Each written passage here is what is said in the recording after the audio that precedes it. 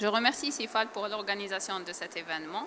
Je tiens aussi à remercier Dr. Almoha Farida pour cette opportunité et ainsi que vous pour votre présence et votre attention. Je me présente, je suis Dr. Hazot Iman, docteur en pharmacie au sein de la direction de l'enregistrement de l'Agence nationale des produits pharmaceutiques. Je vais vous présenter aujourd'hui l'enregistrement des produits entrants dans les soins supports.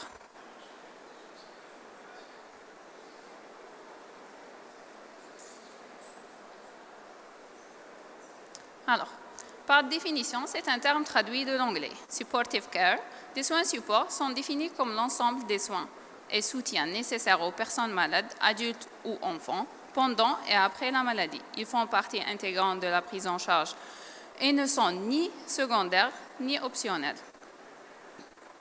Selon les statistiques de l'OMS, chaque année, on estime que 56,8 millions de personnes, dont 25,7 millions au cours de leurs dernières années de vie, ont besoin de soins de support.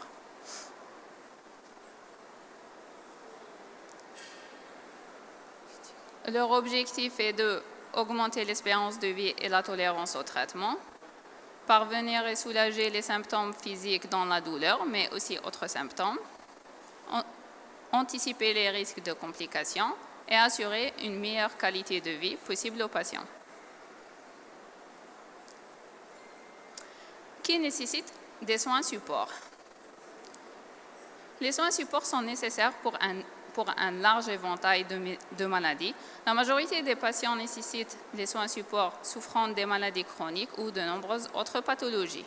Selon les statistiques de l'OMS, les maladies cardiovasculaires ont un pourcentage de 38,5%, le cancer a un pourcentage de 34%, les maladies respiratoires chroniques ont un pourcentage de 10,3%,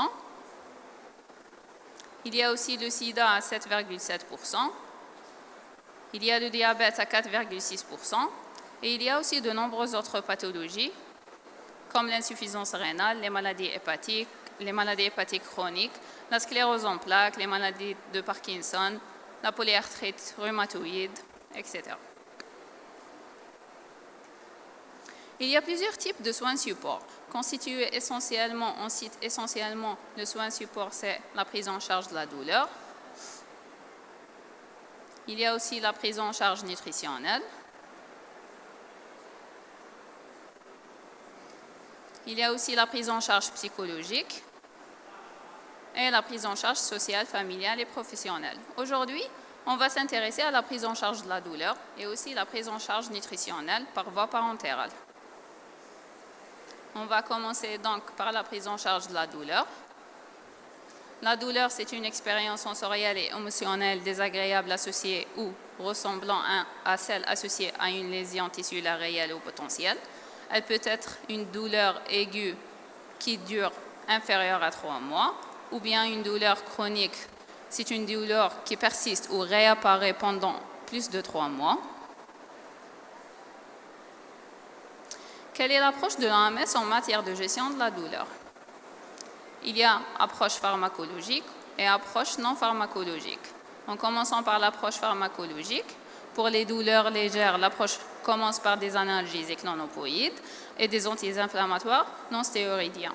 Les douleurs modérées consistent, l'étape suivante, à ajouter un opioïde faible aux médicaments non opioïdes existants. Il y a aussi la douleur intense où l'approche de l'OMS recommande de passer à un opioïde de type B tout en continuant à utiliser un traitement non opioïde, des traitements adjuvants si nécessaire. L'approche non pharmacologique, elle consiste à la physiothérapie et les thérapies complémentaires comme le massage, l'acupuncture et l'aromathérapie. Il existe plusieurs traitements antidouleurs. On cite les antalgiques des différents paliers 1, 2 et 3. Il y a aussi les anesthésiques locaux. Il y a les antispasmodiques. Il y a aussi certains antidépresseurs sont utilisés comme des traitements antidouleurs. Il y a les myorelaxants. Et il y a aussi certains antiépileptiques. Alors, c'est un exemple qui montre la situation la situation ou bien l'existence ou la disponibilité de ces produits sur le marché algérien. Par rapport à les antalgiques, comme le paracétamol, on a 82 produits enregistrés de différentes formes, dosages et présentations. Il y a aussi le tramadol, 27 produits enregistrés en Algérie de différents. Il y a aussi les anesthésiques locaux comme la lidocaïne. On a 5 produits enregistrés en Algérie. Les antispasmodiques, il y a plusieurs. On prend des exemples de la fluoroglycinol, il y a 26 produits enregistrés. La mébérivine aussi, il y a 11 produits enregistrés. Aussi les myorelaxants, on a le méthocarbamol, il y a 2 produits. Les antiépileptiques, on cite la carbamazépine, il y a 14 produits enregistrés. Gabapontine, 13 produits enregistrés. Prégabalin, 44 produits enregistrés. On passe maintenant à la prise en charge nutritionnelle. Il faut d'abord, avant de passer à la prise en charge nutritionnelle par voie parentérale, il faut savoir que la prise en charge nutritionnelle, il y a 3 types de nutrition. Il y a la nutrition par voie orale, il y a aussi la nutrition par voie entérale et il y a aussi la nutrition parentérale. La nutrition parentérale peut être définie comme l'apport par voie intraveineuse de nutriments. Elle est dite partielle si elle fournit une partie seulement des nutriments, totale si elle apporte en quantité adéquate tous les nutriments connus pour être nécessaires à la vie. L'indication de la nutrition parentérale, elle est utilisée en dernier recours lorsque l'alimentation par voie orale ou bien par voie entérale sont impossibles ou insuffisantes ou contre-indiquées. L'indication d'une assistance nutritionnelle repose sur 2 critères, la gravité de l'agression et le degré de nutrition. Quels sont les types de nutrition parentérale? Traditionnellement, la nutrition parentérale fournie était sous forme de composants médulaires, c'est-à-dire des acides aminés, de glucose et des émulsions lipidiques ont été perfusés séparément. Actuellement, des solutions 2 en 1 de glucose et acides aminés ou bien 3 en 1 acides aminés, glucose et lipides sont désormais disponibles.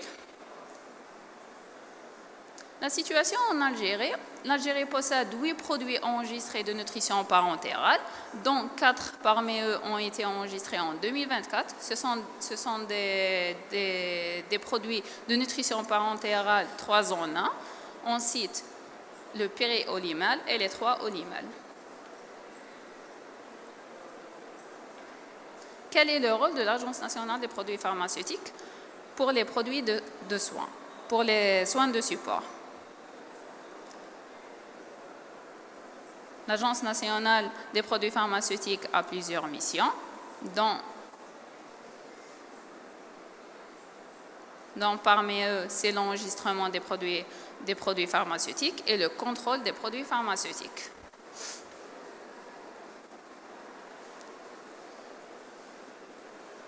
Cadre réglementaire. Les médicaments destinés aux soins support, notamment ceux destinés au soulagement de la douleur et la nutrition parentérale, sont considérés comme des médicaments. Ils ont les mêmes exigences réglementaires que les produits pharmaceutiques. Comme le processus d'enregistrement, il est régi par un cadre réglementaire composé par des arrêtés et des décrets exécutifs. Après le dépôt de la demande d'enregistrement, le dossier pharmaceutique subira une évaluation technico-réglementaire, une évaluation scientifique et aussi subira un contrôle qualité. L'évaluation du dossier pharmaceutique consiste à une vérification et une appréciation de l'information contenue dans les 5 modules, ainsi que leur concordance avec les exigences et les références réglementaires et techniques nationales et internationales. Le besoin mondial de soins de support continuera à croître. Pour cela, des programmes et des ressources, des formations adéquates en matière de soins de support sont nécessaires de toute urgence pour améliorer l'accès aux soins. Enfin, l'enregistrement de ces médicaments de ces médicaments, les soins support, est une démarche essentielle pour garantir leur qualité, leur sécurité et leur efficacité. Ce processus assure une régulation stricte du marché pharmaceutique et protège la santé publique. Je vous remercie pour votre attention. Merci beaucoup.